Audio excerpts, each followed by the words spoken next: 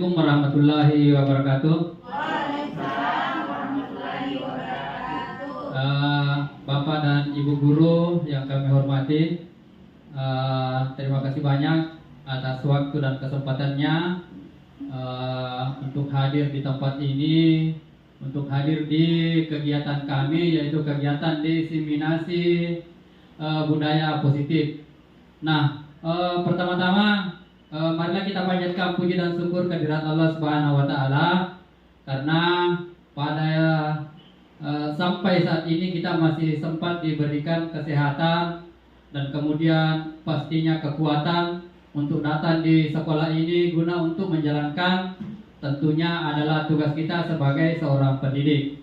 Dan tak lupa kemudian salawat dan taslim kita curahkan kepada Nabiullah Sallallahu Alaihi Wasallam, Nabi yang merupakan rahmatan lil alamin, dan mudah-mudahan di hari kemudian kita mendapat syafaatnya. Baik, Bapak dan Ibu guru, adapun susunan acara pada hari ini yaitu tentunya yang pertama pembukaan nantinya ini sudah sebagai MC, dan kemudian acara selanjutnya adalah menyanyikan lagu wajib nasional, kemudian pembacaan doa, dan yang selanjutnya ada sambutan-sambutan, dan kemudian yang terakhir dengan memasuki kegiatan inti yaitu penyebaran ataukah menyebarkan diseminasi budaya positif tentunya di sekolah kita dan lingkungan di sekitarnya.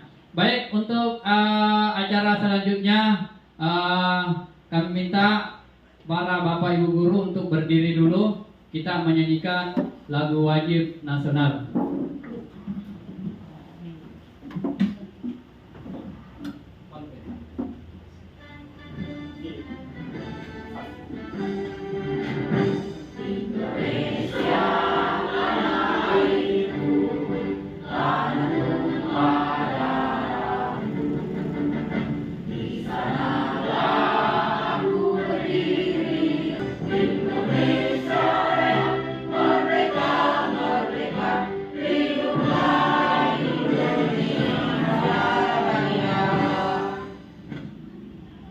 Baik, terima kasih. Hadirin dimohon duduk kembali. Acara selanjutnya yaitu doa yang dibimbing oleh Dr. Andes Sultan SPD MPD. Kepadanya dipersilahkan.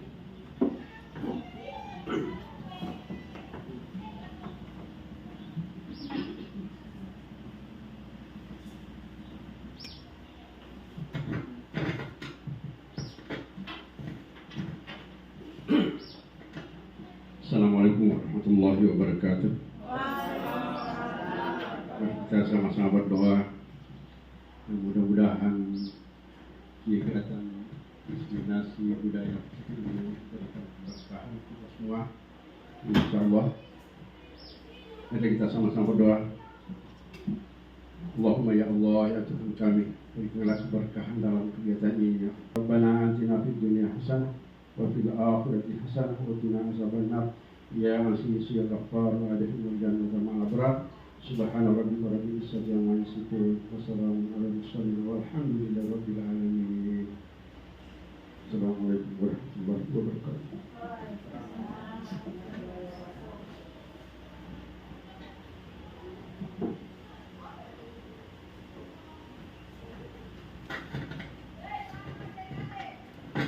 Selanjutnya yaitu sambutan. Sambutan ini yang diberikan kepada Kepala UPT SMP Negeri 4 Duang Panuan. Kepadanya dipersilahkan.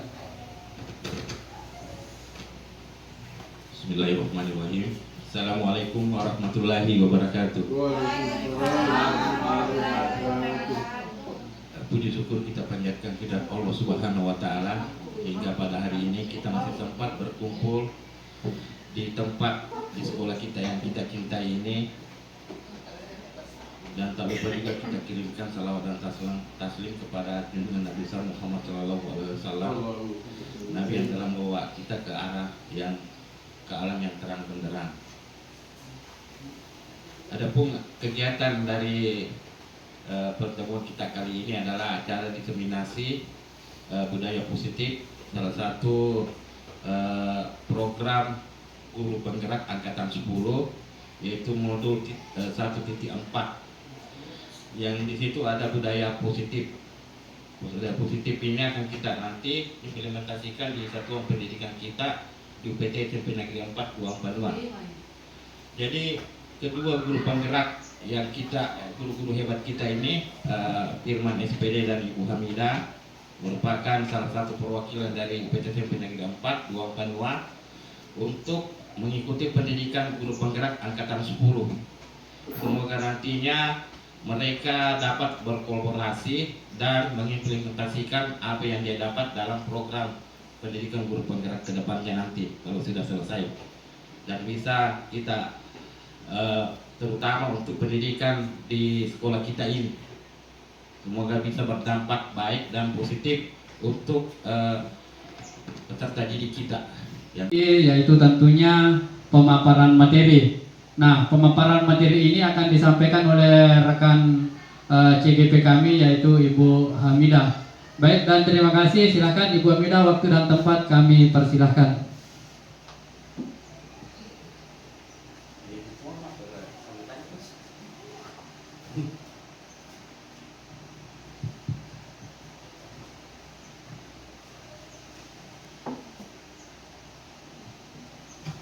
Bismillahirrahmanirrahim. Assalamualaikum warahmatullahi wabarakatuh. Jadi sebelum saya memulai diseminasi penyebaran pemahaman dan penerapan pengalaman dalam budaya positif di sekolah kita, terlebih dahulu saya ingin menanyakan kabarnya Bapak Ibu pada hari ini. Apa kabarnya pada hari ini? Baik, alhamdulillah. Jadi mudah-mudahan kedepannya pada saat kami akan memberikan pemahaman tentang budaya positif, keadaannya Bapak Ibu kita masih fresh, masih segar-segar, alhamdulillah. Baiklah Bapak Ibu, dalam penyebaran pemahaman positif ini kami berkolaborasi dengan Pak Firman sebagai salah satu juga CGP di angkatan 10 ini. Pada pembagian materinya kami sudah membagi dalam 2 klasifikasi.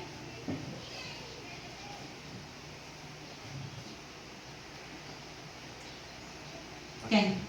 Jadi ada beberapa konsep inti budaya positif. Yang pertama yaitu perubahan paradigma belajar, disiplin positif, nilai-nilai kebajikan, kebutuhan dasar manusia, motivasi perilaku manusia, posisi kontrol guru, keyakinan kelas, segitiga restitusi. Nah Bapak Ibu, sebelum kita memasuki pada konsep inti budaya positif ini, perlu saya memberikan pemahaman terlebih dahulu bahwasanya budaya positif ini sebenarnya salah satu materi yang kami terima pada modul 1.4 ini adalah modulnya padat betul.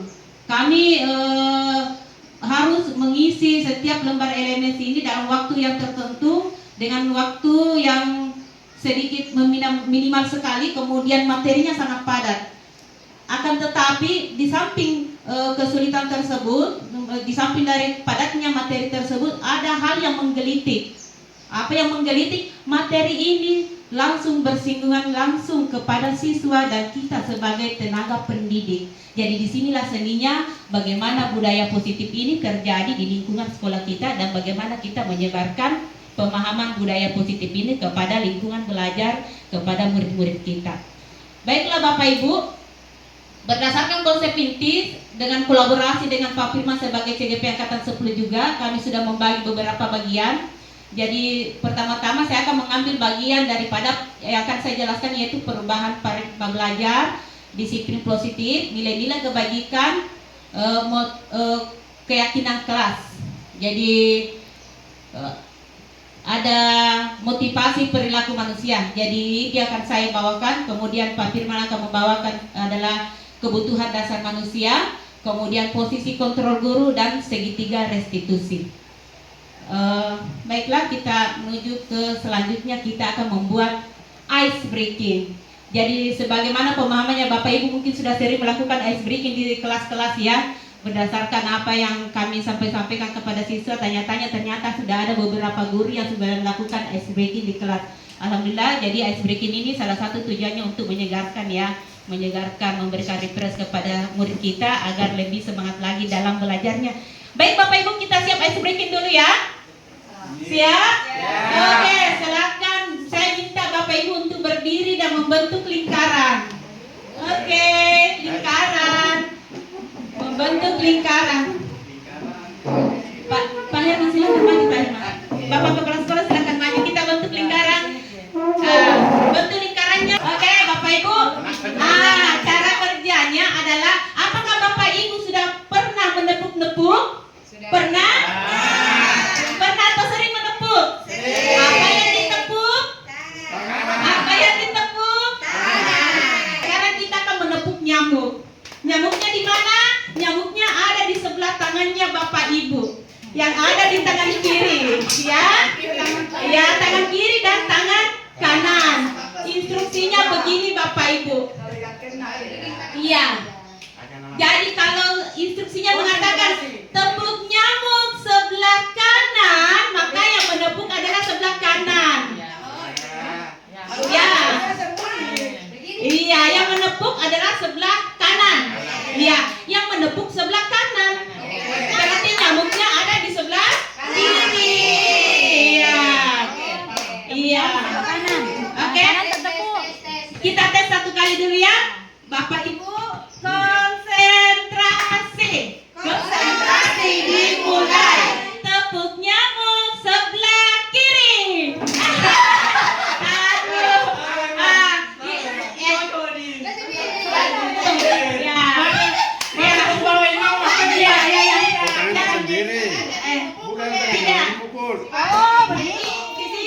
Di sini kuncinya uji ketangkasan Bapak Ibu.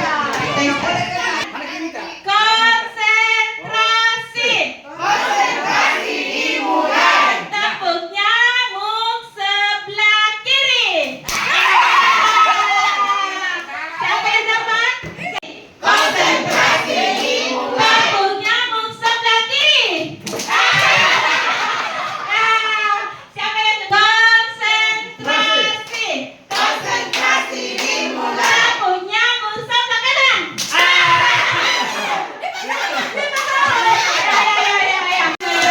Oke, terima kasih semuanya. Alhamdulillah. Budaya positif secara umum yang biasa kita lakukan di sekolah-sekolah kita.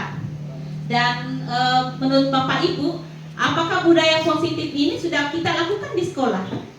Sudah, iya. Pastinya sudah kita lakukan. Contohnya apa Bapak Ibu? Budaya positif contohnya kita lakukan selama di sekolah ini. Yang pertama itu membersihkan. Berarti otomatis anak-anak akan saling bekerja sama. Kemudian berarti berkolaborasi ya. Kemudian yang kedua biasanya apa lagi yang dilakukan oleh siswa kita? Apalagi? Yasinan. Berarti dia masuk dalam beriman dan bertakwa kepada Tuhan yang Maha Esa. Itulah, jadi sudah banyak kegiatan-kegiatan budaya positif yang kita lakukan di sekolah kita ini. Cuma mungkin kita tidak sadar bahwa selama ini sudah kita lakukan, cuma bahasanya mungkin beda lagi Bapak Ibu ya. Oke. Apakah makna budaya positif? Apa contohnya penerapan positif yang telah kita terapkan seperti tadi ya? Kita sudah bahas tentang apa penerapannya. Ya, selanjutnya kita masuk dalam pengertian budaya positif. Budaya positif di sekolah yaitu nilai-nilai dan kebiasaan-kebiasaan di sekolah yang berpihak pada peserta didik agar mereka dapat berkembang menjadi pribadi yang kritis, penuh hormat dan bertanggung jawab. Jadi budaya positif itu adalah untuk nilai-nilai kebiasaan Bu. Nilai-nilai seperti tadi itu menghormati guru, 3S, senyum, 5S, ya 5S, kemudian saling berkolaborasi, empati kepada sesama, kemudian siswa kita mandiri, kemudian inovatif. Jadi yang tercermin dalam profil pelajar Pancasila. Oke nih ya, selanjutnya ini lagi kita coba buka. Nah sekarang ada posisi tadi. Sekarang coba Bapak Ibu, coba Bapak Ibu tulislah sebuah kata atau beberapa kata. Anda dan teman Anda akan melakukan kegiatan cobalah buka. Anda adalah A, ya. Anda adalah A. Tugas Anda adalah mengepalkan salah satu tangan Anda, mengepalkan salah satu tangan Anda. Coba Anda bayangkan bahwa Anda menyimpan sesuatu yang sangat berharga di kepalan tangan Anda. Jadi kita bayangkan dulu apa sesuatu yang berharga dalam hidup Anda, ya. Kemudian Anda perlu menjaga benda tersebut sekuat tenaga Anda karena begitu pentingnya untuk kehidupan Anda. Jadi benda itu apa saja, bukan cuma benda, artinya saja ya, sesuatu yang betul-betul berharga untuk kita jaga. Dan kepalan tangan kita ini menjaga benda tersebut sekuat tenaga Anda karena begitu pentingnya dalam kehidupan kita. Kemudian tugas B, ada tugas B sebagai rekan Anda yang ada di sampingnya, samping kanan atau samping kiri. Teman Anda akan mencoba untuk segala cara untuk membuka kepalan tangan Anda. Bukan dengan artinya bagaimana caranya teman yang ada di sebelah Anda berusaha untuk membujuk, menghardik, mengintimidasi, memarahi, menggoda, menggelitik, bahkan menawari Anda uang agar Anda bersedia membuka kepala tangan Anda. Bisa? Bisa dilakukan? Jadi waktunya cuma sebentar Bapak Ibu ya. Jadi tugasnya Bapak Ibu yang ada di samping kanan atau samping kiri, silakan Bapak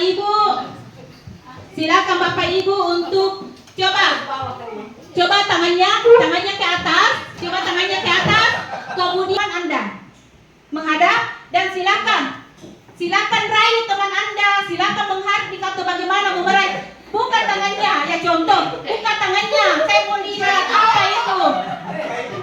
Ya, dengan cara apa saja? Ya, bisa? Oke.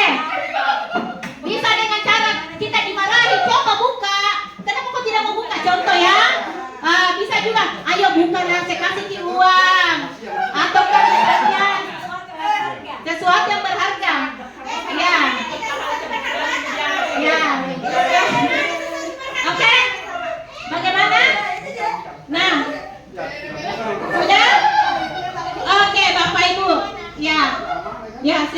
Jadi sesuatu yang berharga itu ada di kepalan tangan Anda. Apapun intimidasinya, apapun godaan, rayuan, Anda dimarahi, Anda dibujuk segala rupa, dibujuk pakai uang atau dibujuk pakai apapun, Anda tetap menjaga benda ini. Jadi ada 3 kemungkinan ya, ada 3 kemungkinan. Kita masuk ke selanjutnya. Ya, coba lihat Bapak Ibu, ada 3 kemungkinan. Apakah Anda atau B membuka kepalan tangan Anda? Ada yang buka? Tidak. Baguslah. Apa alasannya Anda tidak membuka? Ada yang tahu? Ya rahasia lah. Iya, rahasia. Oke. Yang kedua, oke. Apakah Anda atau B menutup kepalan tangan Anda? Tadi itu menutup ya. Tadi membuka berarti tidak ada tadi ya. Sekarang B itu yang kedua itu adalah ada yang membuka? Semuanya menutup? Oh iya, berarti Bapak Ibu berada di pilihan ketiga. Ya, di pilihan ketiga ini adalah dalam kegiatan ini sesungguhnya siapa yang memegang kendali atau kontrol untuk membuka atau menutup kepalan tangan Anda. Benar sekali Bapak Ibu. Yang memegang kendali atau kontrol atas diri kita sendiri adalah diri Bapak Ibu. Apapun godaan, apapun intimidasi yang masuk ke dalam diri kita, itu akan terjadi apabila kita sendiri yang akan membukanya sesuai dengan kebutuhan yang kita butuhkan. Jadi sesuai dengan kebutuhannya Bapak Ibu ya. Jadi pilihan 1 dan pilih 2 itu mungkin bervariatif. Alasannya kenapa dibuka? Karena saya diiming-imingi uang. Kenapa ditutup? Karena ini adalah rahasia keluarga saya. Kenapa dibuka lagi? Karena saya takut dimarahi. Dia kan atasan saya, kepala sekolah saya, jadi saya harus buka sesuai dengan permintaan seperti itu. Jadi yang paling bagusnya yang ketiga adalah kenapa kita tetap memelihara kapan kita buka dan kita tutup sesuai dengan kontrol kita sendiri. Dan kita tidak boleh dikontrol oleh siapapun. Itu berdasarkan diri kita sendiri dan berdasarkan kebutuhan yang kita butuhkan ya. Begitu Bapak Ibu ya. Selanjutnya selanjutnya kita masuk dalam bentuk pembelajaran dengan paradigma baru. Apa sih yang dimaksud dengan pembelajaran dengan paradigma baru? Oke. Paradigma pembelajaran dengan paradigma baru sama diibaratkan seperti pembelajaran sesuai dengan kurikulum merdeka Bapak Ibu. Kenapa dikatakan pembelajaran paradigma baru? Karena di mana kurikulum merdeka ini pendekatannya sesuai dengan menekankan pada karakter siswa ya. Jadi kurikulum merdeka ini menekankan penguatannya menekankan pada karakter siswa yang sesuai dengan profil pelajar Pancasila. Oke, Bapak Ibu kita selanjutnya. Oke, Bapak Ibu kenal gambar di atas? Iya. Ya, setiap tanggal 2 Mei kita laksanakan upacara untuk Bapak Ibu ya, filosofi pendidikan Ki Hajar Dewantara. Jadi sepintas saya berikan pemahaman Bapak Ibu bagaimana sebenarnya filosofi Ki Hajar Dewantara itu. Jadi yang pertama itu bukan tabula rasa. Apa sih yang dimaksud dengan tabula rasa? Tabula rasa, ya tabula rasa itu sebenarnya ada 3 teori Bapak Ibu ya. Yang pertama itu tabula rasa adalah di mana anak itu dilahirkan seperti kertas kosong. Pernah dengar Bapak Ibu ya? Ya. Yang kedua teorinya mengatakan bahwa anak lahir itu dia sudah penuh dengan coretan gitu. Dan ketiga yaitu adalah teori konvergensi. Teori konvergensi di sini adalah teori yang memadukan antara teori pertama dan teori kedua. Di sini menyatakan bahwa sebenarnya itu anak-anak sudah lahir, mereka lahir itu sudah membawa pembawaan, sudah ada dia bawa, tapi dia masih buram, Disinilah yang diadopsi oleh filosofi Ki Hajar Dewantara bahwasanya siswa itu mereka pada saat lahir itu sudah ada di bawah Bapak Ibu. Cuma yang di bawah itu masih samar-samar. Tugas kita di sini apa? Kita akan menebalkan laku siswa. Menebalkan laku siswa yang arahnya positif, yang arahnya baik, dan jika dia arahnya adalah negatif maka tulisan itu tidak kita tebalkan, bahkan kita abaikan, dia semakin menipis. Akhirnya tidak ada lagi istilah mengatakan siswa ini negatif, tidak, karena kita sebagai pendidik di sini sifatnya adalah menuntun. Jadi kita menuntun siswa yang sudah mempunyai bawaan. Jika dia positif maka kita akan tebalkan, jadi jika arahnya nanti negatif kita akan samarkan. Begitu Bapak Ibu ya. Kemudian yang kedua, semua anak terlahir dengan bakatnya masing-masing. Ya, kita sudah paham seperti itu, anak mempunyai bakat masing-masing. Ada yang bakatnya menggambar, ada yang bakatnya bisa berolahraga, ada yang pintar secara IQ, ada yang pintarnya banyak ya bakat-bakat anak-anak. Kemudian budi pekerti, nah ini utama menyangkut tentang budi pekerti, bagaimana anak menyangkut tentang olahraga, olah pikir, ya itu semua ya. Kemudian tugas guru menuntun bakat tersebut agar anak tumbuh dengan selamat dan bahagia. Jadi Bapak Ibu, tugas kita di sini Bapak Ibu menuntun bakat tersebut, menuntun bakat yang dimiliki oleh anak agar tumbuh dengan selamat dan bahagia. Jadi tugas guru hanya menuntun Bapak Ibu. Kemudian guru ibarat petani, anak ibarat biji jagung. Awal kami keterima ini, bagaimana sih maksudnya ini filosofi Ki Hajar Dewantara ternyata betul-betul mendalam. Sekolah ini diibaratkan adalah ibarat kalau dia pertanian, tanah ini adalah ibarat sekolah. Tanah ibarat sekolah, petani ibarat guru Bapak Ibu. Benih itu ibarat murid kita. Bagaimana kita merawat satu tumbuhan bisa menghasilkan lebih baik? Maka inilah fungsi kita sebagai guru. Memupuk, merawat sehingga bisa menghasilkan yang lebih baik Bapak Ibu ya. Kemudian kodrat alam dan kodrat zaman, sering kita gaungkan ini kodrat alam dengan kodrat zaman. Kodrat alam itu di mana anak itu dipengaruhi oleh lingkungan keluarga, lingkungan sekolah, lingkungan yang ada di sekeliling mereka. Jika misalnya rata-rata mungkin lingkungan keluarganya agamais atau lingkungannya keluarganya mungkin memang dasarnya adalah baik, maka misalnya nanti juga mereka sampai juga akan baik. Tapi kalau misalnya lingkungan mereka dipengaruhi oleh hal-hal yang sifatnya negatif, maka besar kemungkinan siswa juga akan berperilaku seperti itu. Kemudian kodrat zaman. Kodrat zaman di sini Bapak Ibu ya seperti kita yang sekarang ini. Pada beberapa tahun yang lalu mungkin kita tidak mengenal namanya kuisis, ya kan?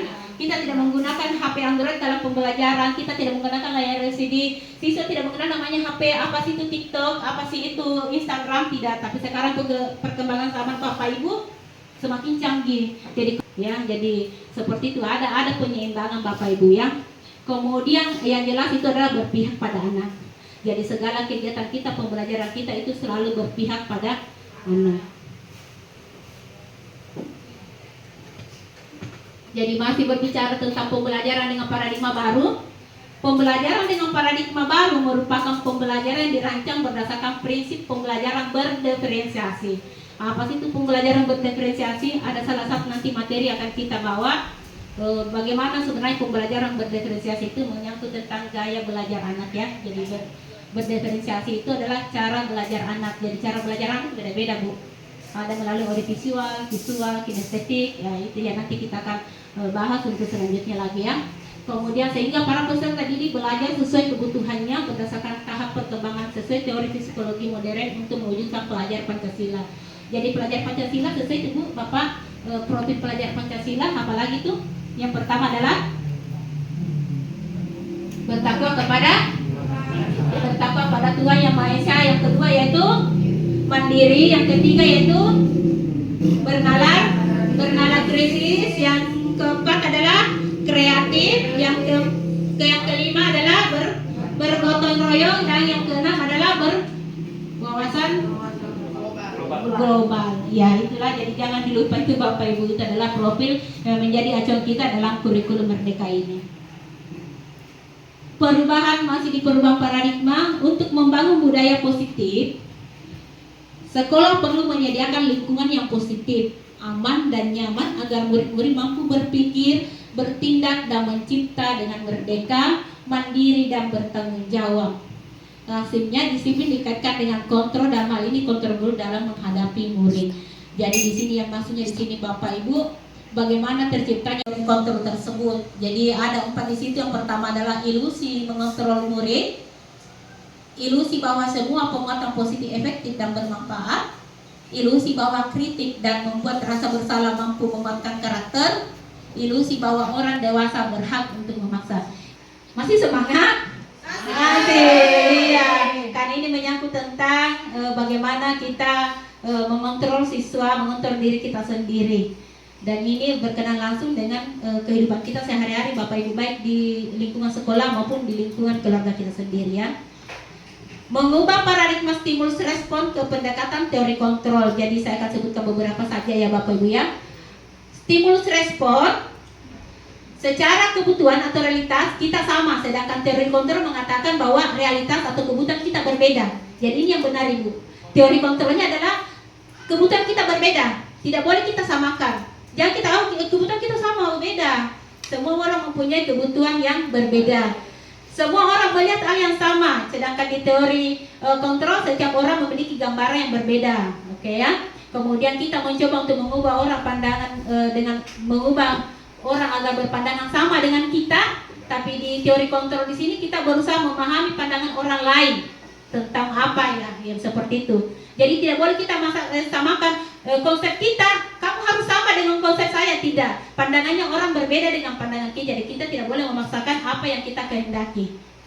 Begitu Ibu ya, menyangkut tentang mengubah paradigma stimulus respon ke teori kontrol. Bapak Ibu bisa nanti saya sharekan materinya ya.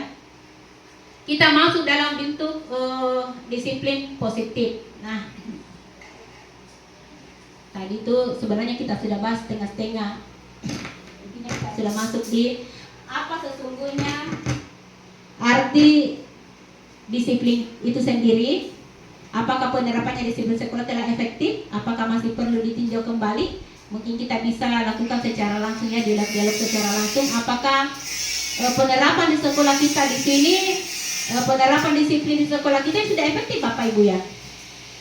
Menurut Bapak Ibu, penerapan disiplin di sekolah kita ini sudah efektif atau belum? Ya, setengah-setengah ya, setengah-setengah. Setengahnya iya, setengahnya tidak. Apakah perlu masih ditinjau kembali? Ya, jadi kalau dia setengah berarti kita perlu untuk meninjau kembali. Nah, sekarang selanjutnya pertanyaannya adalah bagaimana kita berperilaku? Kalau kita ingin memberikan disiplin kepada siswa, meninjau kembali disiplin kepada siswa, bagaimana kita berperilaku kepada siswa? Ya, kembali lagi Bapak Ibu bahwa guru adalah panutan, guru adalah teladan, guru adalah tempat tiruan. Kalau guru melakukan sesuatu, Jadi anak-anak itu lebih cepat, Bapak Ibu, dia lebih cepat menangkap itu kalau gurunya bertindak daripada gurunya berbicara, ya kan? Kalau kita cuma ngomel-ngomel seperti ini dan kita lakukan dengan tindakan, lebih cepat mana? Kita bicara atau tindakannya yang cepat ditiru? Tindakan. Jadi bagaimana kita bisa menciptakan disiplin sekolah yang baik? Ya tergantung dari kita, Bapak Ibu, karena kita adalah panutan. Jangan kita katakan tertib, gurunya tidak tertib. Dilarang merokok di sekitaran ini, gurunya merokok di lingkungan atau di ruangan kelas, ya kan, itu kan menambah disiplin sekolah, ya kan. Guru akan siswa akan meniru, Bapak Ibu, apapun yang kita lakukan, siswa meniru apa yang kita lakukan, seperti itu. Maaf kalau ada yang merasa tersinggung, tapi memang seperti ini kondisinya. Kemudian mengapa kita melakukan segala sesuatu? Apakah kita melakukan sesuatu karena adanya dorongan dari lingkungan atau dorongan dari orang lain? Bagaimana Bapak Ibu?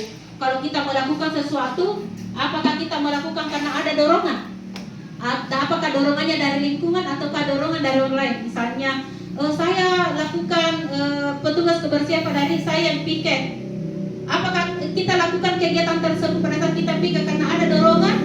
Apakah karena takut karena kita ditegur oleh atasan, kepala sekolah, ataukah kita merasa bahwa memang perlu untuk dilakukan? Ya, itu tergantung dari jawaban persepsi dari teman-teman semua, ya, itu. Oke. Disiplin positif pemikiran Ki Hajar Dewantara sejalan dengan pandangan dari Diane Gosen dalam bukunya Restructuring School Discipline pada tahun 2001. Jadi saya di sini berdasarkan teori Bapak Ibu, ya. Jadi teorinya pemikiran Ki Hajar sejalan dengan pemikiran dari Diane Gosen. Jadi di sini adalah untuk mencapai kemerdekaan atau dalam konteks pendidikan kita saat ini, untuk menciptakan murid yang merdeka, syarat utamanya adalah harus ada disiplin yang kuat. Jadi harus ada disiplin yang kuat. Disiplin dimaksud adalah disiplin diri yang memiliki motivasi internal. Jika kita tidak memiliki motivasi internal, maka kita memerlukan pihak lain untuk mendisiplinkan kita atau motivasi eksternal, karena berasal dari luar, bukan dari dalam diri kita sendiri. Adapun definisi kata merdeka menurut Ki Hajar Dewantara adalah merdeka itu artinya tidak hanya terlepas dari perintah, akan tetapi juga cakap buat memerintah diri sendiri. Jadi sama juga tadi pada saat kita menggenggam itu adalah bagaimana kita bisa terlepas dari kata tekanan, terlepas dari perintah-perintah.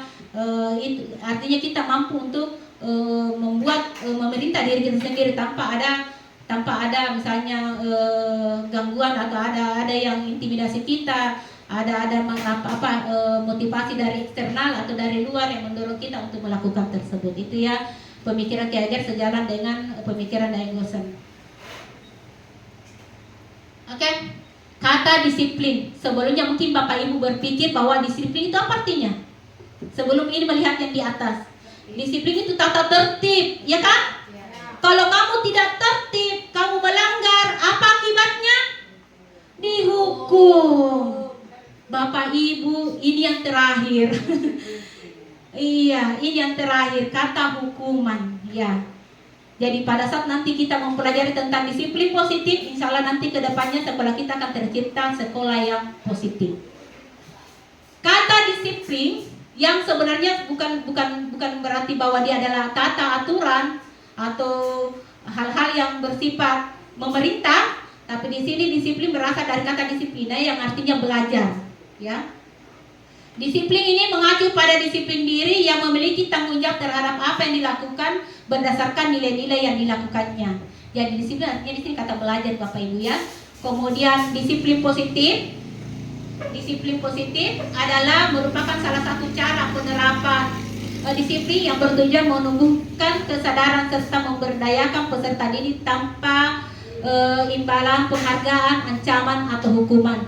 Jadi penerapan disiplin di sini Bapak Ibu terlepas adanya ancaman, ya, mengancam. Kalau kamu tidak lakukan maka saya akan buat kamu seperti ini. Itu adalah ancaman. Kemudian kita memberikan penghargaan.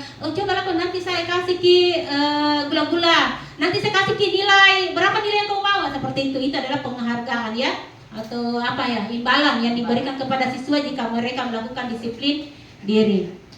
Kemudian yang ini yang di bawah adalah Sebagai pendidik, tujuannya kita adalah menciptakan peserta didik yang memiliki disiplin diri sehingga mereka berperilaku mengacu kepada nilai-nilai kebajikan universal dan memiliki motivasi intrinsik dalam perubahan perilaku ke arah yang lebih baik. Jadi di sini kita sebagai pendidik Bapak Ibu, bagaimana kita menciptakan peserta didik yang memiliki disiplin diri. Ya, nilai-nilai kebajikan. Bapak Ibu di sini nanti tidak terlepas namanya keyakinan kelas ya. Nilai-nilai kebajikan adalah nilai-nilai yang harus tertanam kepada diri siswa. Tanpa ada paksaan, tanpa ada imbalan, harus mereka menyadari bahwa ini yang harus saya miliki, ini namanya keyakinan, nanti kelas kita bahas. Yang pertama, sesuai dengan profil pelajar Pancasila, beriman dan bertakwa, berakhlak mulia, berkebinekaan global, gotong royong, mandiri, kritis dan bernalar kritis. Kemudian EBO Primary Years Program itu adalah nilai kebajikan dasar adalah toleransi, rasa hormat, integritas, mandiri. Ya seperti inilah nanti yang diusahakan dimiliki oleh siswa kita ya. Kemudian ada keterampilan atau life skill, dapat dipercaya, lurus hati, pendengar aktif, tidak merendahkan orang lain dan memberikan yang terbaik dari diri. Jadi nilai-nilai inilah yang diharapkan tumbuh kembang kepada anak murid kita semua. Ya, jadi tapi sumbernya dari mana? Sumbernya dari penuntunnya siapa? Gurunya siapa? Jadi jangan sampai kita mengatakan bahwa siswa harus rasa hormat sedangkan gurunya tidak mempunyai rasa hormat antara sesama. Jadi ini harus ada imbas baliknya Bapak Ibu ya. Motivasi perilaku manusia. Oke. Sebagai seorang pendidik, saat Anda perlu hadir di suatu pelatihan, motivasi apa yang mendasari tindakan Anda? Coba Bapak Ibu, pernah ikut pelatihan toh? Pernah ikut pelatihan? Kira-kira motivasi apa yang mendasari tindakan Anda untuk mengikuti pelatihan? Salah satu teman saja siapa? Ya coba Ibu Ipa. Ya, terima kasih. Pertanyaan ini motivasinya mesti terima kasih atas kesempatan yang diberikan. Mungkin motivasinya untuk mengikuti contohnya MGMP ya. Biasa kita ingin menambah pengalaman, pengetahuan dan menjalin silaturahmi antara guru mapel. Itu mungkin motivasinya. Makasih.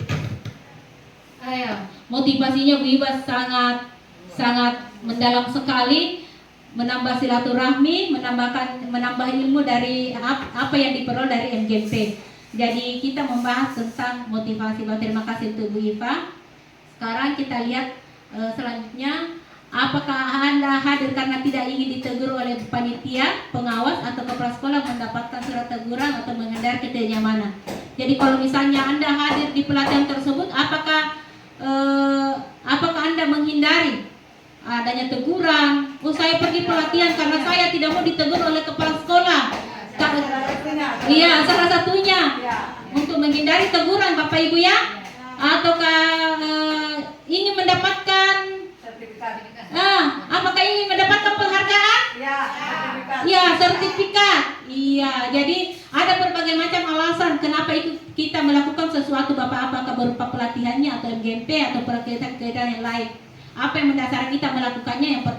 Yang pertama tadi itu adalah menyangkut tentang takut mendapatkan teguran atau menghindari ketidaknyamanan karena kita sudah ditugaskan oleh kepala sekolah, terus kita tidak pergi nanti di noko-noko Bapak Ibu ya. Selanjutnya yang kedua yaitu ingin mendapatkan penghargaan dari kepala sekolah. Oh, kau memang guru yang luar biasa, mendengarkan, patuh kepada perintah kepala sekolah. Nanti saya berikan penghargaan seperti ini sebagai guru yang terbaik pada minggu ini. Contoh, gitu. Nah, yang motivasi perilaku manusia yang ketiga adalah Anda ingin menjadi pembelajar sepanjang hayat, menjadi orang yang berusaha dan bertanggung jawab serta menghargai diri Anda sebagai teladan bagi murid-murid Anda, guru-guru Anda serta lingkungan Anda, karena Anda percaya tindakan Anda sebagai pemimpin pembelajaran akan menjadi panutan oleh lingkungan Anda sendiri. Artinya di sini adalah menghargai nilai-nilai kebajikan diri Anda sendiri. Jadi seyogyanya sebenarnya setiap kita ingin melakukan sesuatu kegiatan, apakah berupa pelatihan atau kegiatan yang orientasinya kepada perkembangan kita, itu orientasinya di sini adalah berasal dari dalam diri kita sendiri, tanpa ada paksaan, tanpa ada penghargaan Bapak Ibu ya. Oke, selanjutnya ini tadi 3 motivasi perilaku manusia. Jadi ada 3. 1, kalau ini sebenarnya satu adalah motivasi yang paling di bawah sekali Bapak Ibu. Mudah-mudahan tidak ada di antara Bapak Ibu yang memiliki motivasi yang pertama ini adalah motivasi paling terendah.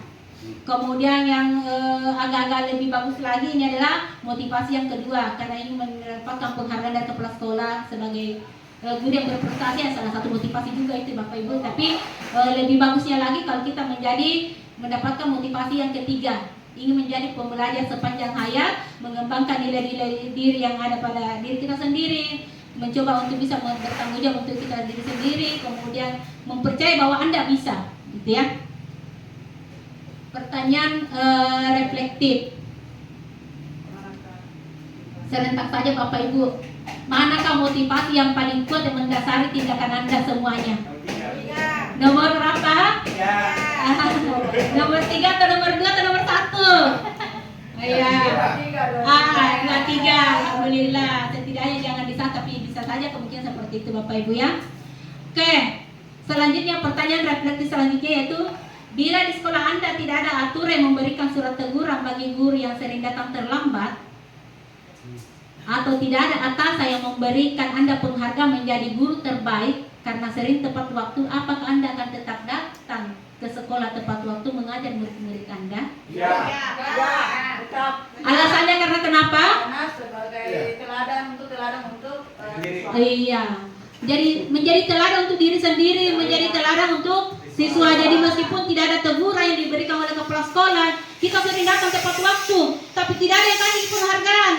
Ayo kita sebar kepada siswa. Kemudian pertanyaan reflektif selanjutnya yaitu, nilai-nilai kebajikan apa yang Anda rasakan penting saat ini untuk ditanamkan pada murid-murid kita di sekolah? Kira-kira dari sekian banyaknya nilai kebajikan, apa yang paling utama yang ingin kita berikan kepada anak? Yang kita apanya? Akhlak, betul ya. Akhlak sebagai pembuka untuk setiap nilai-nilai kebajikan yang ada, begitu ya? Iya. Akhlak yang baik. Iya. Religinya, siswa religius. Oke.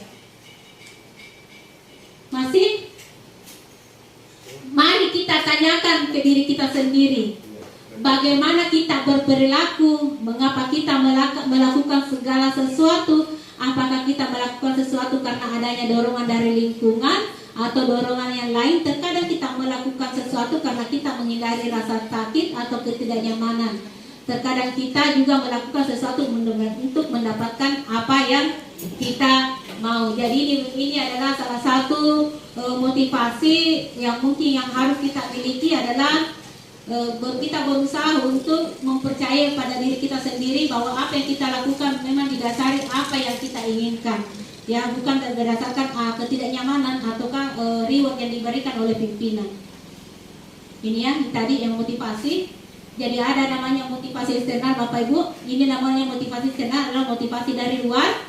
Ya, motivasi dari luar seperti menghindari ketidaknyamanan atau hukuman, kemudian mendapat imbalan atau penghargaan. Sedangkan motivasi internal adalah menjadi orang yang mereka inginkan dan menghargai diri sendiri dengan nilai-nilai yang mereka percaya. Jadi kita berusaha untuk berada di posisi motivasi internal Bapak Ibu ya. Jadi baik dari diri kita sendiri maupun kepada peserta didik kita, bisa akan tercipta motivasi secara internal. Kita masuk dalam bentuk hukuman, konsekuensi, dan restitusi. Jadi ini adalah salah satu materi yang menarik juga Bapak Ibu. Tadi itu lebih banyak materinya adalah teori-teori Bapak Ibu ya. Nanti lebih aksinya nanti di Papirma sebenarnya.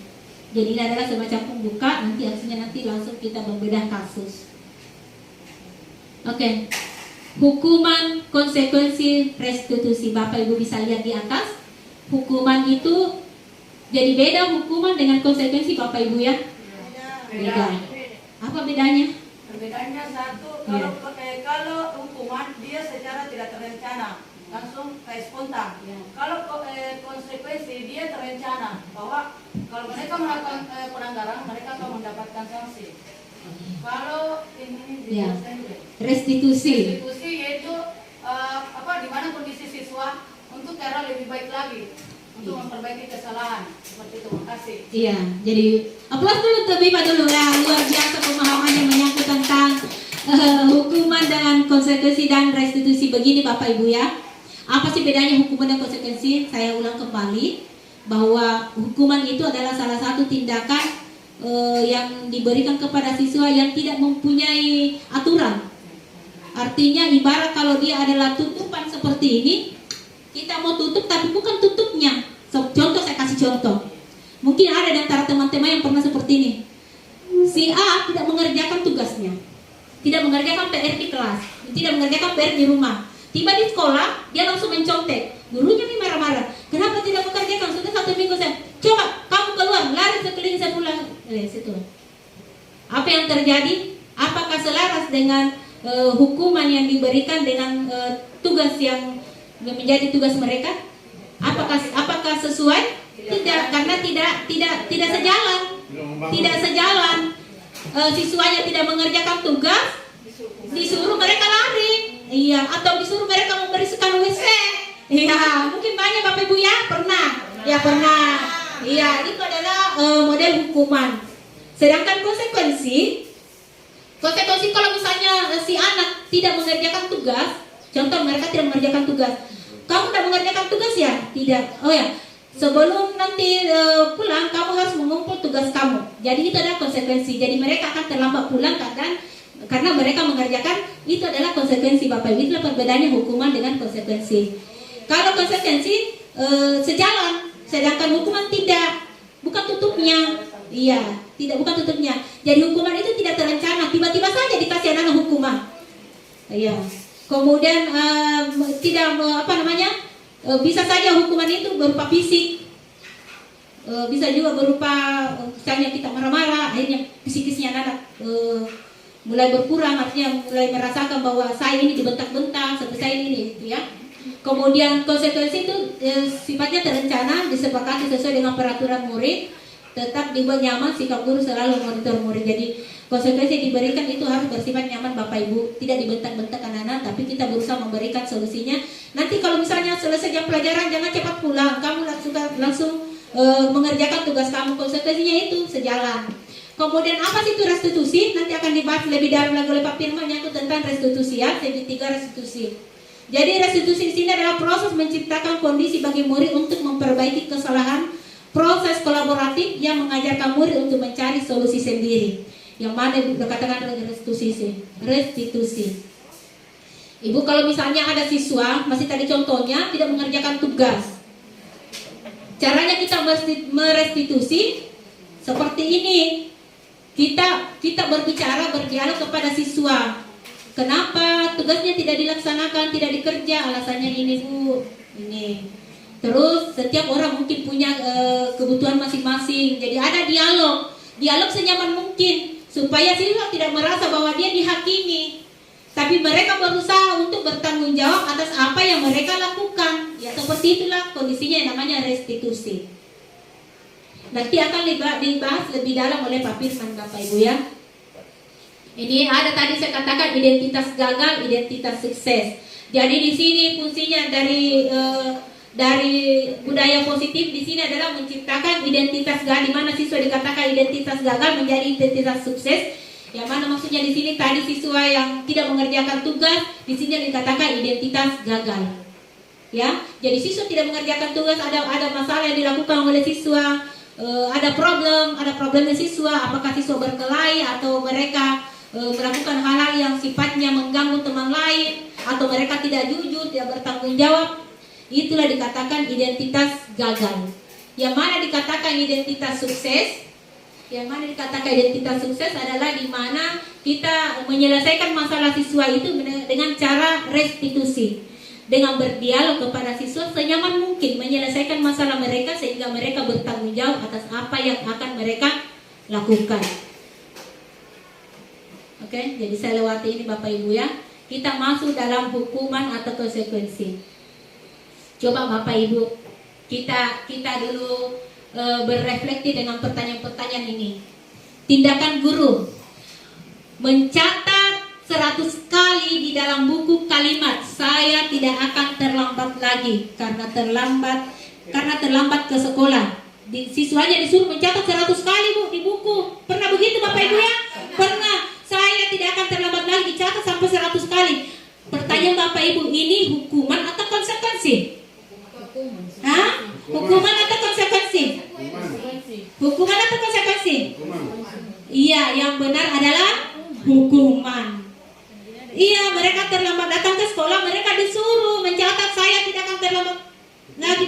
sholat tidak ketemu Bapak Ibu, ya. Tidak seharusnya seperti itu. Kalau siswa datang terlambat, mereka cepat-cepat disuruh untuk apakah misalnya pada saat nanti selesai disaling bertanya sama temannya pelajaran apa tadi yang tertinggal, ya seperti itu.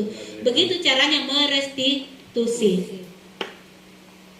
Selanjutnya Bapak Ibu, lari mengelilingi lapangan 2 kali karena terlambat hadir di sekolah, hukuman atau konsekuensi? Iya, jelas, ayo benar, hukuman. Iya. Selanjutnya Bapak Ibu, tindakannya lagi, tindakan guru. Murid diminta untuk push up 15 kali karena tidak mengerjakan tugas di rumah. Hukuman atau konsekuensi? Iya, hukuman. Selanjutnya, menggantikan kertas tugas teman yang telah dicoret-coret. Hukuman atau konsekuensi? Konsekuensi. Jadi dia itu mencoret-coret bukunya temannya. Jadi iya, konsekuensi harus ganti bukunya temannya, ya, konsekuensi karena sejalan Bapak Ibu, ya. Kalau temannya robek-robek bukunya terus disuruh lari, tidak ketemu, itu adalah hukuman.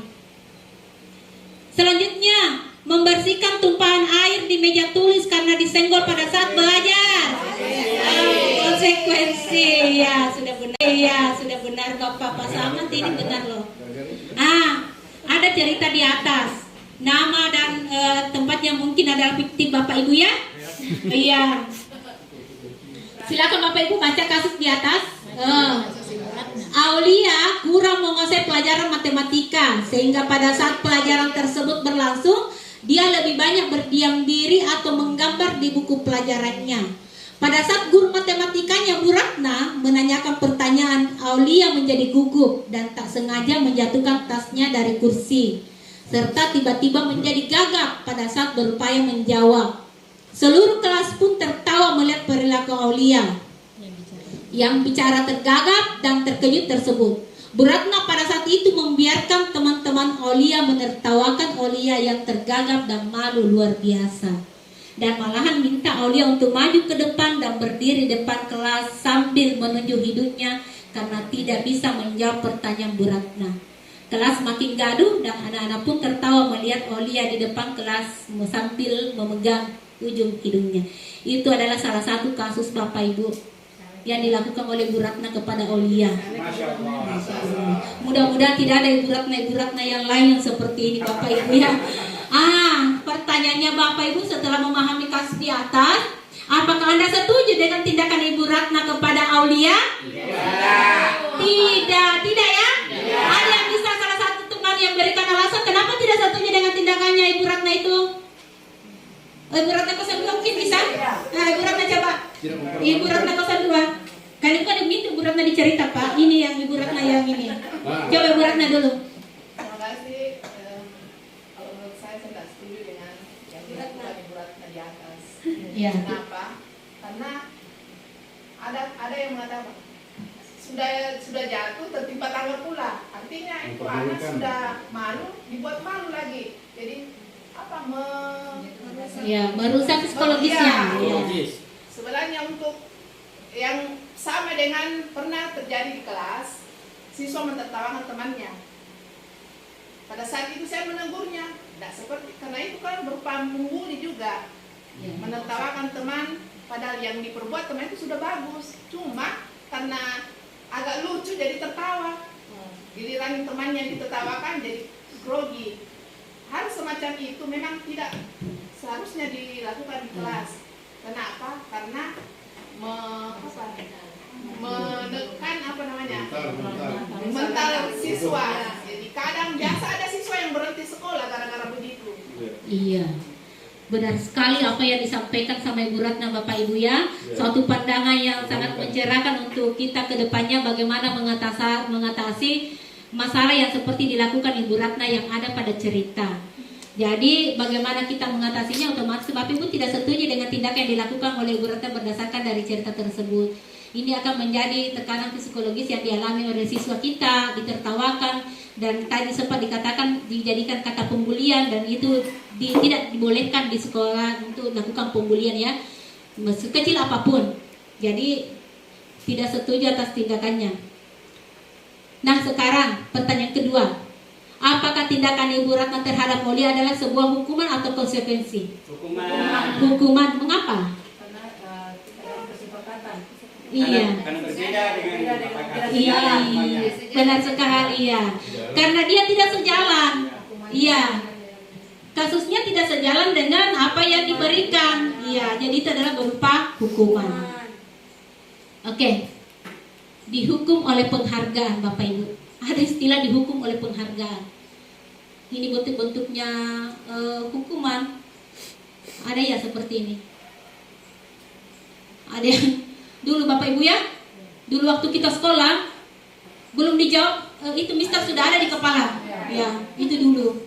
Ya seperti ini. Kita terlambat mungkin kita disuruh keluar. Bapak Ibu pernah rasakan seperti ini? Waktu sekolah, iya. Saat paradigma baru belajar ini sudah tidak boleh seperti itu Bapak Ibu. Jadi ya, seperti itulah bagaimana kita mengembangkan nilai-nilai kebajikan yang ada pada siswa sehingga hal-hal yang seperti ini bisa terlerai Bapak Ibu, bisa kita minimalkan sekali tidak terjadi di sekolah kita. Kita mengintimidasi anak-anak, kita siapkan penghapus, penggaris, apabila dia salah langsung prak, disuruh siswa keluar. Ini adalah bentuk hukuman. Nah, ada beberapa di sini materinya Bapak Ibu. Dihukum oleh penghargaan. Saat kita berulang kali ini pendapatnya Antikon ya. Antikon adalah salah satu teori juga. Saat kita berulang kali menjanjikan hadiah kepada anak-anak agar berperilaku bertanggung jawab, atau kepada seorang murid agar mempelajari sesuatu yang baru, atau kepada seorang karyawan agar melakukan pekerjaan yang berkualitas, kita sedang berasumsi, ini asumsinya Bapak Ibu, mereka tidak dapat melakukannya atau mereka tidak akan memilih untuk melakukannya. Jadi sini asumsinya apabila kita menjanjikan hadiah kepada seseorang untuk melakukan sesuatu, untuk berperilaku, untuk bertanggung jawab, asumsinya ini kita berasumsi bahwa nanti dia melakukan karena kita berikan hadiah. Iya, nanti hadiah baru mereka kerjakan. Ini malah menurut pendapatnya Antikon Bapak Ibu ya. Ya nanti kalau siswa melakukan sesuatu karena mereka mendapatkan hadiah. Jadi ada beberapa. Yang pertama itu adalah tergantung dari situasi dan kondisi Bapak ya, ayah. Iya, tapi sebenarnya memberikan penghargaan itu sebaiknya jangan Bapak, karena itu akan menjadi dihukum oleh penghargaan maupun hukuman adalah cara-cara mengontrol perilaku seseorang untuk menghasilkan potensi untuk pembelajaran yang sesungguhnya. Itulah Bapak. Iya, sebenarnya kalau kita melihat dari segi penghargaan atau hadiah diberikan kepada siswa, memang salah satu motivasi untuk belajar. Tapi apakah selalu Pak terkontinu kita lakukan? Selalu terkontinu kita lakukan. Akan menyebabkan seperti ini Bapak ya. Akan menyebabkan seperti ini. Cara-cara mengontrol perilaku seseorang yang menghancurkan potensi untuk pembelajaran yang sesungguhnya.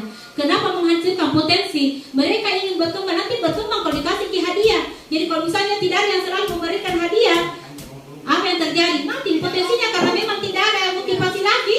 Ya, seperti itu. Begini, Bu, itu itu hadiah, diberikan itu sedekah. Beda maknanya di situ, Pak. Ya, tergantung dari niat orang, nama dilihat Pak. Oke. Tergantung niatnya orang itu. Oke, kita lanjut Pak ya. Ya. Ini tergantung dari niat Bapak ya. Oke. Selanjutnya kita masuk dalam bentuk penghargaan. Jadi pengamatannya ini ya. Jika kita berikan penghargaan itu berpengaruh jangka panjang dan jangka pendek. Tadi yang disampaikan sama Ayah juga seperti itu. Bisa Bapak Ibu lihat. Jadi dihukum oleh penghargaan, pengaruhnya ke jangka panjang atau jangka pendek. Kemudian penghargaan itu tidak efektif. Kenapa tidak efektif? Karena ada persyaratannya. Jika kamu lakukan ini, kamu akan mendapatkan hadiah. Jika tidak, itu tidak, berarti tidak efektif. Kemudian selanjutnya penghargaan merusak hubungan. Ada lagi ini yang mana dikatakan penghargaan merusak hubungan. Ya, kalau kita berikan penghargaan, Bapak Ibu contoh kecil, saya berikan ini penghargaan kepada Ibu Sumarni. Ini Ibu ini tidak, maka akan terjadi apa Bapak Ibu? Kecemburuan sosial. Ada terjadi kecemburuan sosial, kengiri hatian. Itu menyebabkan penghargaan merusak hubungan. Sama tadi dikatakan tadi Ayah, dari niat. Jadi kalau satu orang diberikan, yang lain tidak, kira-kira gimana Bapak? Itu ya. Nah, harus solusi harus secara utuh. Jadi kita yang memberikan penghargaan ya berikan secara utuh juga. Ada apa yang diberikan. Kemudian penghargaan mematikan kreativitas, ada juga penghargaan menghukum. Jadi ada banyak ini ya. Sekarang kita masuk dalam bentuk restitusi dalam penerapan disiplin di sekolah. Ya, ini kita masuk dalam bentuk restitusi dalam konteks penerapan disiplin di sekolah, mengacu pada upaya memperbaiki hubungan dan pemulihan yang melibatkan siswa, guru, dan staf sekolah. Konsep ini tidak hanya berfokus pada hukuman atau sanksi, tapi juga pada pemahaman pertobatan dan pemulihan hubungan yang mungkin terganggu oleh perilaku yang melanggar aturan sekolah. Jadi tadi maksudnya di sini tadi restitusi Bapak Ibu yang tadi saya sampaikan bahwa bagaimana kita mengatasi suatu masalah siswa dari identitas gagal menjadi identitas yang sukses.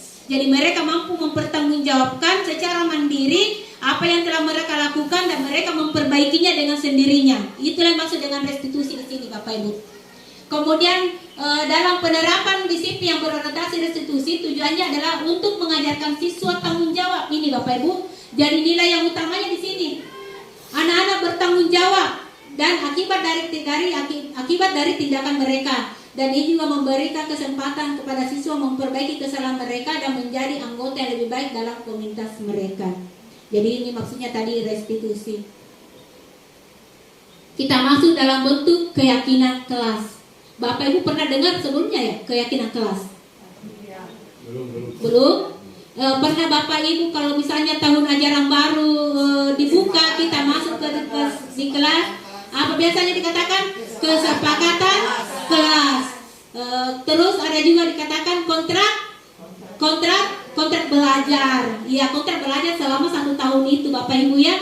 Jadi itu dibuat dalam jangka satu tahun. Tapi kita akan merevisi kembali apakah kontrak belajar kita atau kesepakatan kelas itu masih bisa dipertahankan atau tidak. Jadi ada langkah-langkahnya selanjutnya. Kita masuk dalam bentuk keyakinan kelas. Oke. Setiap perilaku yang kita lakukan di dalam kelas dapat menentukan terciptanya sebuah lingkungan positif. Perilaku warga kelas tersebut menjadi sebuah kebiasaan yang akhirnya membentuk sebuah budaya positif. Jadi ini alusnya Bapak Ibu. Jadi terciptanya sebuah perilaku, muncul suatu kebiasaan. Dari kebiasaan menjadi sebuah budaya. Begitu Bapak Ibu ya rentetannya. Jadi perilaku dulu menjadi suatu kebiasaan, sudah kebiasaan melakukan, terciptalah suatu budaya yang positif. Untuk terbentuknya budaya positif, maka langkah awal yang dapat dilakukan adalah perlu diciptakan dan disepakati keyakinan atau prinsip dasar bersama di antara para warga kelas. Jadi biasanya berperan penting di sini adalah para wali kelas ya, para wali kelas yang membentuk keyakinan kelas. Terus bagaimana dengan guru mapel? Bagaimana kita yang bukan wali kelas bisa Bapak Ibu? Jadi di bukunya siswa itu, di buku mata pelajarannya kita bisa buat keyakinan kelas pelajaran, contoh misalnya bahasa Inggris. Apa keyakinan yang kita buat? Kita diskusikan bersama peserta didik kita. Tuh. Kemudian penyatuan pemikiran untuk mendapatkan nilai-nilai kebajikan serta visi sekolah tersebut kemudian diturunkan di kelas menjadi keyakinan kelas yang disepakati bersama. Jadi ini juga sesuai dengan visi sekolah yang kemarin kita sudah diskusikan. Visi sekolah kita bagaimana kemarin menyangkut tentang nilai apa yang kita bahas, kita selaraskan dengan keyakinan kelas yang disepakati secara bersama-sama. Kemudian nilai-nilai keselamatan atau kesehatan ini yang kita sebut sebagai satu keyakinan. Nah Bapak Ibu tahu tidak perbedaan kenapa mesti keyakinan bukan peraturan? Kenapa dipasang keyakinan? Kan biasanya peraturan kelas. Kenapa harus keyakinan kelas? Ada yang bisa berikan masukan? Kenapa keyakinan bukan peraturan? Oke Bapak Ibu, saya kasih contoh. Menggunakan helm peraturan ya. Kalau kita ingin keluar menggunakan motor, wajib menggunakan helm. Peraturan tidak? Peraturan. Kalau tidak menggunakan helm, melanggar. Berarti ada hukuman apa hubungannya dengan menggunakan helm dan kita menggunakan keyakinan? Bapak Ibu, selain menjadi peraturan, menggunakan helm itu untuk apa sebenarnya? Iya, untuk keselamatan. Jadi kita harus meyakini bahwa menggunakan helm itu adalah untuk keselamatan kita, bukan peraturan. Peraturan itu mengikuti, tapi yang penting adalah dari dalam diri kita menyadari bahwa ini untuk keselamatan saya menggunakan helm. Bapak Ibu gitu ya. Contoh selanjutnya, merokok merusak kesehatan. Contoh ini Bapak Ibu. Contoh Ji. Jangan dimakan ini kan, ini bukan contoh. Ya. Kan ada di tulisan di rokok itu, merokok itu merusak kesehatan. Sekarang Bapak Ibu saya tanya, ini tujuannya slogannya merokok merusak kesehatan itu untuk apa kira-kira? Untuk keselamatan, dan diyakini itu adalah untuk keselamatan kita. Ya, begitu ya. Jadi terlepas dari bapak-bapak yang merokok ini ya, cuma slogannya yang ada di pembungkus rokok, merokok itu merusak kesehatan. Ini intinya menjadi suatu keyakinan bahwa ini untuk keselamatan kita, berarti merokok itu jangan. Contoh menggunakan helm untuk keselamatan, itu juga adalah keselamatan dan keamanan ya. Ya, itu perlu untuk keyakinan. Tujuan dari penerapan keyakinan kelas kita. Yang pertama yaitu apa tujuannya kita pasang keyakinan kelas? Apa pentingnya keyakinan kelas kita berikan kepada siswa? Yang pertama yaitu untuk meneguhkan keterlibatan murid dalam membentuk keyakinan kelas, untuk mencapai kelas impian bersama guna pembelajaran yang efektif. Jadi itu tujuannya Bapak Ibu, untuk menumbuhkan keterlibatan siswa ya. Yang kedua adalah mewujudkan merdeka belajar dan berpihak pada murid. Yang ketiga adalah membiasakan budaya dan disiplin positif. Itulah tujuan daripada penerapan keyakinan kelas kita ya. Kemudian sebaiknya keyakinan kelas itu bagaimana Bapak Ibu? Cara-caranya kita buat itu adalah yang pertama itu adalah bersifat lebih abstrak daripada peraturan yang lebih rinci dan konkret. Misalnya abstrak, nyata, misalnya empati. Jadi harus abstraknya Bu ya. Keyakinan kelas dibuat dalam bentuk pernyataan universal dan berbentuk positif. Jadi kalau kita membuat keyakinan kelas, jangan ada kata-kata negatif Bapak Ibu. Dilarang, ya. Jadi tidak boleh seperti itu. Harus kata-kata yang positif. Iya. Kemudian yang selanjutnya adalah tidak terlalu banyak sehingga mudah diingat. Ada yang pasang keyakinan kelas Bapak Ibu seperti surat kabar. Jangan. Jadi memasang keyakinan kelas itu yang penting-penting saja, yang penting yang biasa ditemukan oleh siswa. Kemudian dapat diterapkan di lingkungan tersebut. Jadi misalnya bertanggung jawab. Kan bertanggung jawab banyak Bapak Ibu. Bertanggung jawab untuk kebersihan, bertanggung jawab untuk setiap mata pelajaran yang diberikan tugas-tugas itu jadi banyak. Kemudian semua warga kelas hendaknya ikut berkontribusi dalam pembuatan keyakinan kelas lewat kegiatan curah pendapat. Jadi di sini dipentingkan kepada setiap pendidik untuk saling curah pendapat, saling bermusyawarah, berdiskusi menyangkut tentang bagaimana pembuatan keyakinan kelas tersebut. Kemudian yang selanjutnya yaitu bersedia meninjau kembali keyakinan kelas dari waktu ke waktu. Jadi keyakinan kelas itu Bapak Ibu tidak serta-merta bawa paten. Jadi bisa saja dia berubah sesuai dengan kondisi dan kebutuhannya. Oke, ini adalah salah satu contoh keyakinan kelas. Jadi bisa seperti ini contohnya Bapak Ibu. Mungkin wali kelas bisa mengadopsi beberapa contoh-contohnya. Mungkin banyak ya. Kita sesuaikan, nanti kita diskusikan dengan anak walinya atau guru-guru mata pelajaran, bisa berdiskusi dengan peserta didik. Kira-kira keyakinan kelas apa yang bisa kita sepakati, yang bisa diyakini. Jadi contohnya ini adalah yang pertama, menghormati gurumu, tidak berkata, ini ada kata tidak, ini yang salah Bapak Ibu ya, ada kata tidak. Jadi dalam keyakinan kelas ini tidak boleh menggunakan kata negatif ya. Sopan santun, saling menyayangi, saling menolong, fokus belajar. Ada juga di sini adalah mematuhi protokol kesehatan, budaya 5S, senyum, sapa, salam, santun, dan apa lagi satu? sopan. Iya. Iya, Bapak Ibu, biasa terjadi Bapak Ibu kalau ada tamu datang ke sekolah tidak senyum-kit. Iya, mungkin ada seperti itu. Datang tamunya tapi tidak disapa. Siapa yang dicari tidak ditanya-tanya, Tommy, datang saja itu tamunya. Jadi usahakan kita budayakan yang utama adalah 5S. Budaya 5S. Kemudian budaya 5S ini adalah salah satu contoh ya Bapak ya. Bisa kita mengadopsi beberapa yang mungkin dianggap perlu, tapi kalau misalnya kita ingin kesepakati bersama dengan anak wanita, kita berikan pengarahan bagaimana sebaiknya bisa. Jadi ada kesepakatan kelas, ada juga kesepakatan sekolah. Jadi seperti itu Bapak Ibu ya. Oke? Bagaimana Bapak Ibu? Oke. Jadi tidak terasa waktunya sudah mungkin lebih daripada 1 jam saya membersamai Bapak Ibu dalam memahami bagaimana konteks budaya positif. Saya kira cukup demikian untuk saya memberikan materi. Selanjutnya akan saya berikan kepada Pak Firman. Untuk dan lebih dan kurangnya saya mohon dimaafkan. Assalamualaikum warahmatullahi wabarakatuh.